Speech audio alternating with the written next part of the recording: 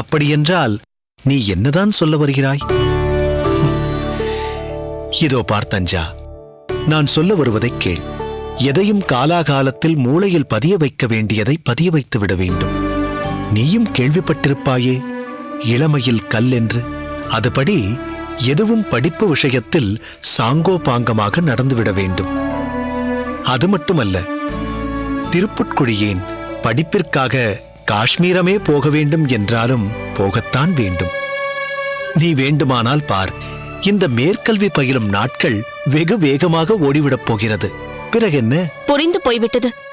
நீங்கள் எடுத்த முடிவிலிருந்து பின்வாங்கப் போவதில்லை என்று புரிந்து போய்விட்டது. சரி, புரிந்துவிட்டதல்லவா? இப்பொழுது சமர்த்தாய் தூங்கு. நீங்கள் எனக்கு ஒரு உறுதியை கொடுங்கள், நானும் உறங்குகிறேன். என்ன உறுதி வேண்டும்? சீக்கிரம் அதைச் சொல். நாளை உங்களுடன் நானும் திருப்புட்குழி வந்து அங்கேயே தங்குவதற்கு சம்மதம் தெரிவிக்க வேண்டும். அந்த உறுதியை செய்து கொடுங்கள், நானும் உறங்கப் போகிறேன். சரியாய் போயிற்று. ஏன்? நீதான் பேசுகிறாயா? இன்னும் குழந்தை போல் பிதற்றுகிறாயே தஞ்சானி. ஏன்? நானும் தங்களுடன் அங்கே வந்து தங்குவதில் என்ன தவறு இருக்கிறது? தஞ்சா, நான் திருப்புட்குழி செல்வது மேற்படிப்பிற்காக. உன்னை அழைத்துச் சென்றால் உன் அபிலாஷை என்னவோ பூர்த்தியாகிவிடும். ஆனால் என் விருப்பம் மேற்கல்வி ஈடேறாது. ஏன் ஈடேறாது? நான் அங்கு செல்வது கல்வியை ஒரு மேதாவிலாசம் பொருந்திய குருவிடமிருந்து பெறுவதற்காக. அங்கு அவருக்கு மனமுகக்கும் வகையில் பணிவிடைகள் செய்தால்தான் பெற வேண்டிய கல்வியை சீக்கிரமாகவும் சிறப்பாகவும் அடைய முடியும். குருவுக்கு சேவை செய்ய நான் அவருடனேயே இருப்பதுதான் முறையாக இருக்கும். மேலும் வார இறுதி நாட்களில் கூடியவரை நான் அகத்திற்கு வர பார்க்கிறேன். போதுமா? நீங்கள் உங்கள் குருவுக்கு சேவை செய்ய நினைக்கிறீர்கள், நான் என் பதிக்கு சேவை செய்ய நினைப்பது தவறு என்கிறீர்களே. நான் அப்படி சொல்லவே இல்லை, நினைக்கவும் இல்லை. அதே சமயத்தில் மேற்கல்வியை முன்னிட்டு ஒரு தனிக்குடித்தனம் அவசியம் இல்லை என்கிறேன். மேலும் இப்போதுதான் கல்யாணமாகி புக்ககம் வந்திருக்கிறாய். வந்த இடத்தில் சுற்றம் சூழ, அதுவும் பெரியவர்களுடன் கூடியிருப்பதுதான் உனக்கு மேலான சௌக்கியம் என்று நான் சொல்கிறேன். அது மட்டுமல்ல, தனியாக போய் நின்று குடித்தனம் பண்ணும் அளவுக்கு நமக்கு இன்னும் பக்குவமே வரவில்லை. அதோடு பெரியவர்கள் இருக்கும் நம் அகத்தில் அது பற்றி பேசுவதே மிகவும் தவறு. ஏன்? யோசிக்கவே கூடாது. பெரியவர்கள்தான் நமக்கு காப்பு, ரக்ஷை எல்லாமே. அவர்களோடேயே இருக்கும்போதுதான் அவர்களுடைய அனுபவங்களை நம்மோடு பகிர்ந்து கொள்ள முடியும். நாமும் அதை காதில் போட்டுக்கொண்டால் நமக்கும் அதேபோல் ஒரு நிலை வரும்போது எப்படி சமாளிக்க வேண்டும் என்ற மனப்பக்குவமும் வரும். அதை விடுத்து தனியே போய் இருக்கலாம் என்று நினைத்தோம் என்றால் சீரழியும் வாய்ப்புதான் அதிகம் என்று சொல்வேன்.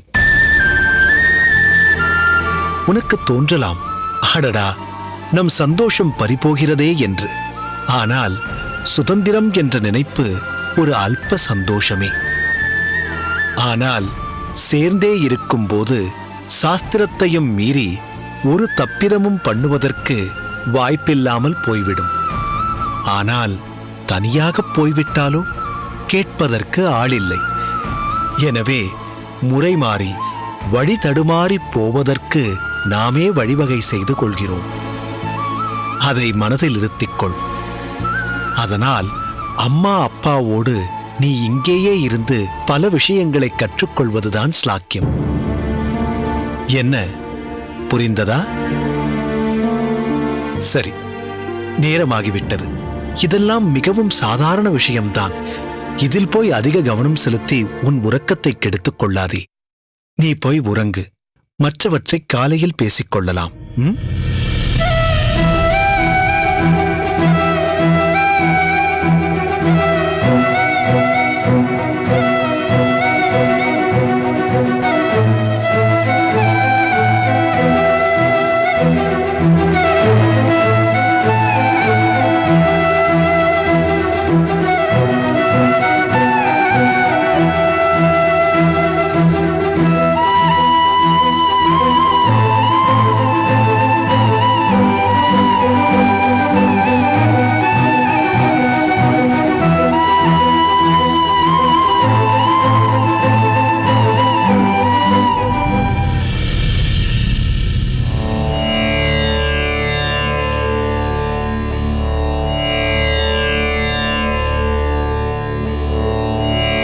2 நாட்களாக அஜீரண கோளாறு.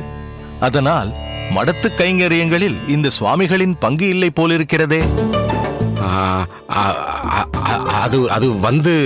அது வந்து சுவாமி,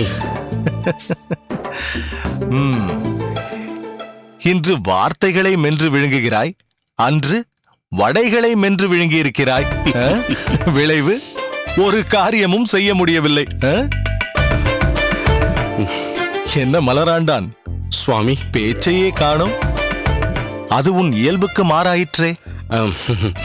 எவ்வளவு வடைகளை அதிகமாக உண்டாய்? சுவாமி, அதிகப்படியாக 2 தான் உட்கொண்டேன். அதுவும் மீர்ந்து போய்விட்டதாக மடப்பள்ளி ராகவன் சொன்னான். அதை வீணாக்க வேண்டாம் என்று அதிகப்படியாக 2 தான் எடுத்துக்கொண்டேன். சரி, அதிகப்படி 2. அதற்கு முன்பு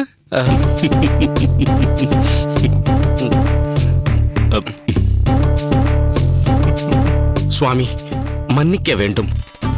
இதுபோல் நப்பாசை மீண்டும் வராமல் பார்த்துக் கொள்கிறேன். மலராண்டான், இந்த மடத்தில் எவ்வளவு ஆண்டுகளாக இருக்கிறாய்? சுமாராக 4 அல்லது 5 ஆண்டுகள் என்று நினைக்கிறேன் சுவாமி.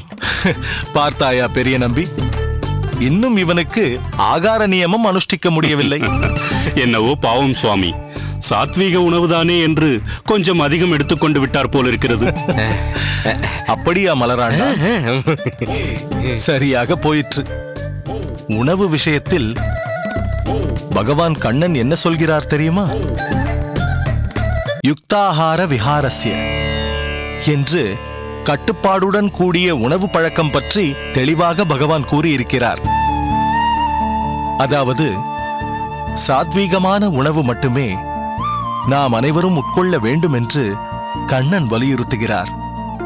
அதற்காக சாத்வீகமான உணவாக இருந்தாலும் அளவுக்கு அதிகமாக உண்டால் அது ரஜோகுணமாக மாறிவிடும். அத்தகைய உணவின் விளைவு தூக்கம், சோகம், நோய் இவற்றையெல்லாம் அளிக்கிறது. புரிகிறதா? புரிகிறது சுவாமி. ஆனாலும் என்ன ஆனாலும்? நன்கு உட்கொண்டால் தானே உடல் வலிமை பெறும். உடல் வலிமையோடு இருந்தால் தானே பகவானுக்கு சேவைகள் செய்ய முடியும். இல்லையா சுவாமி? நன்றாக இருக்கிறது உன் வியாக்கியானம். பகவானுக்கு சேவை செய்ய உடல் வலிமையை விட உள்ளத்தில்தான் வலிமை இருக்க வேண்டும்.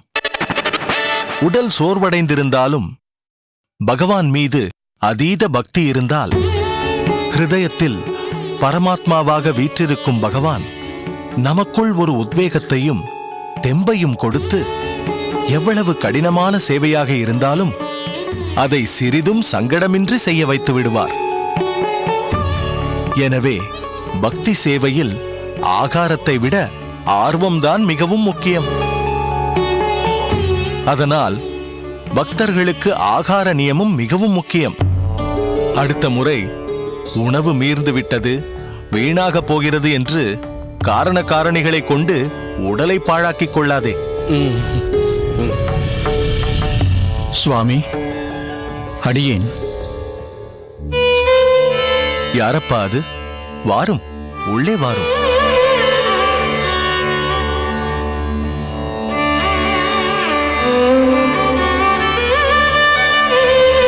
மனோரதம் பூர்த்தியாகட்டும். எழுந்திருங்கள்.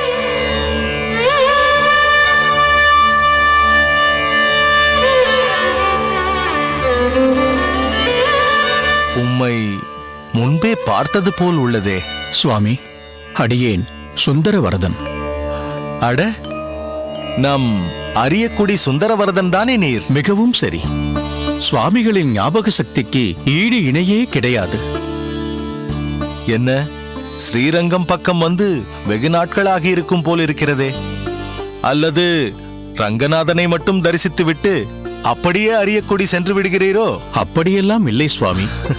இங்கு வரும்போது நேராக மடத்திற்கு வந்து தங்களை தரிசித்து விட்டுத்தான் எம்பெருமானியே சேவிப்பது வழக்கம். அப்படியா? ஆம் சுவாமி. சரி, எல்லாம் நல்லபடியாக போய்க் கொண்டிருக்கிறதா?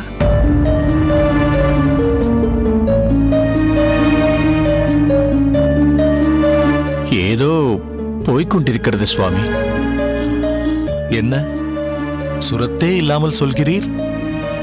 பெருமாள் பக்தர்களை யாராவது எப்படி இருக்கிறீர்கள் என்று கேட்டால் பளிச்சென்று நன்றாக இருக்கிறேன், அனைத்தும் சிறப்பாக நடக்கிறது என்று ஆத்மார்த்தமாக சொல்ல வேண்டாமோ? எம்பெருமானிடம் பக்தியாக இருக்கும் பட்சத்தில் நமக்கு என்ன குறை? பக்திக்கு குறைவு வந்தால் மட்டும் வருத்தப்பட்டுக் கொள்ளலாம். மற்றபடி பக்தர்கள் அதிருப்தி அடைய அவசியமே இல்லை. பௌதீக விஷயத்திற்காக குறைப்பட்டுக் கொள்ள வேண்டாம். சந்தோஷமாக இரும். நாம் எல்லோரும் அரங்கனின் குழந்தைகள். நம் அனைவரையும் கரையேற்றுவது அவன் பொறுப்பு. வாஸ்தவன்தான் சுவாமி. இருப்பினும் அடியேனுக்கும் கரை சேர்க்கும் கடமை என்ற ஒன்று இருக்கிறதே. எதை சொல்கிறீர்? சுவாமி, அடியேன் ஒரு பெண் குழந்தைக்கு தந்தையாக இருக்கின்றேனே, அதைச் சொன்னேன்.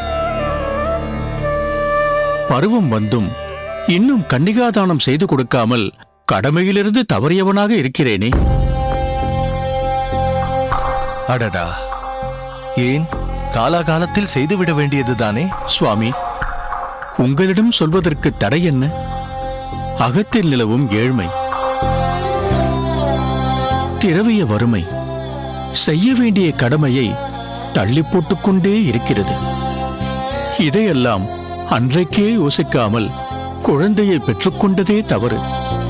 பெரியவர்கள் சொல்லி கேள்விப்பட்டிருக்கிறேன். இந்த பூமியில் பிறக்கும் ஆத்மாக்களுக்கு 2 விதத்தில் கடமையாற்ற வேண்டும் என்று. பெண் குழந்தைகளை தகுந்த நேரத்தில் ஓர் பக்தராய் பார்த்து கன்னிகாதானம் கொடுத்து அவளை கரையேற்ற வேண்டும். மற்றொன்று, ஓர் ஆத்மாவை இறந்த பின் மறுபடியும் இப்பூமியில் ஜனிக்காதவாறு சத்காரியங்களை செய்து காப்பாற்ற வேண்டும். இது இரண்டுமே ஒரு பெற்றவரின் கடமை. இதில் முதலாவதை இன்னும் நிறைவேற்ற முடியாத ஒரு கஷ்ட திசையில் அடியேன் இருக்கிறேன் சுவாமி. என்னவோ எல்லாம் கர்ம வினைப்படி நடக்கிறது. அனுபவிக்க வேண்டியது ஜீவனின் கடமையாக இருக்கிறது. சுவாமி, அந்த பகவானையே சரணாகதியாக அடைந்து விட்டேன். இருப்பினும் அவர் அடியவனை ஏன் இப்படி சோதிக்க வேண்டும்? உங்களைத்தான் சோதிக்க வேண்டும். சரணாகதி அடைந்தவர்களைத்தான் சோதிக்க வேண்டும். இன்னும் சொல்லப் போனால் இது சோதனை அல்ல சுந்தரவரதா, அந்த பகவானின் கருணை. கருணையா? ஆம், பகவான் நமக்கு துன்பங்களை கொடுப்பதும் ஒருவித கருணையே.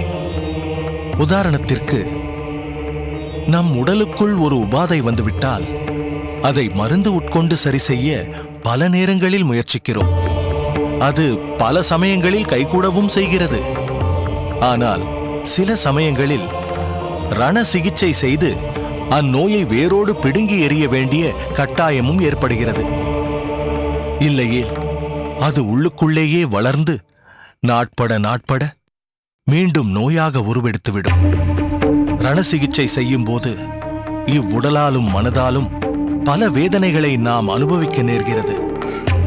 ஆனால் அதை நம் உடல் நலம் கருதியே வைத்தியர் செய்கிறார். பூரண குணமானவுடன் நாமும் மகிழ்ச்சி அடைகிறோம். அதுபோலத்தான் இதுவும்.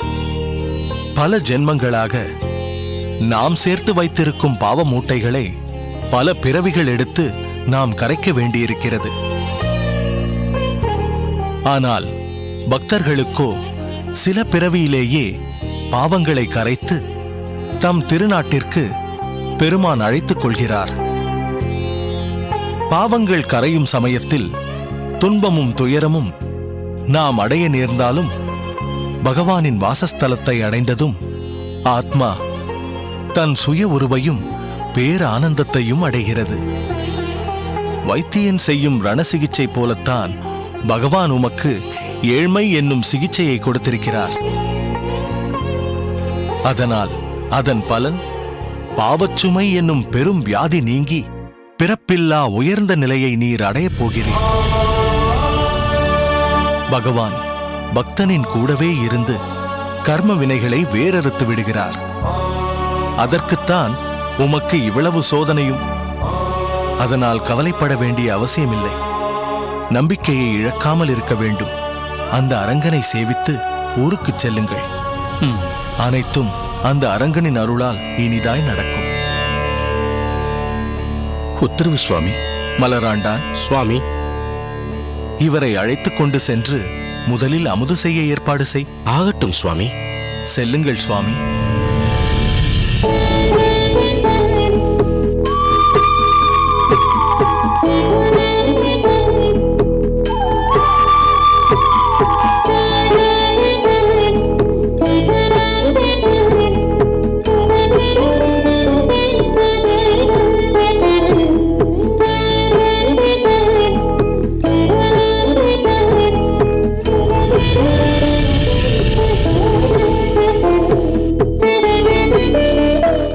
ஏன் பாட்டி? ஆமாம், ராமானுஜன் தான் திருப்புட்குழிக்கு போக போகிறானே.